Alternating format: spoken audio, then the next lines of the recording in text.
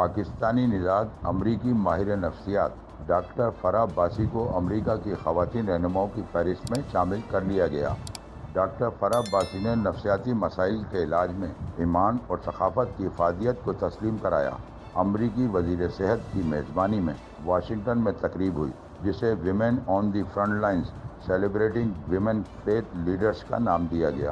Michigan state university میں کام کرنے والی ڈاکٹر فرح عباسی نے نجی ٹی وی سے بات کرتے ہوئے کہا کہ ذہنی بیماریوں کے علاج میں مذہب اور سماجی پس منظر اہم کردار ادا کرتا ہے۔ فیتھ لیڈر، کمیونٹی لیڈرز اور ماہر نفسیات کو مل کر کام کرنا چاہیے اور انہیں ایوارڈ اسی طرح کام پر دیا گیا ہے۔ مزید ویڈیوز دیکھنے کے لیے ہماری ویڈیو کو لائک کریں، سبسکرائب کریں اور بیل آئیکن کو ضرور کلک کریں تاکہ آنے والی ویڈیو آپ تک بآسانی پہنچ سکے۔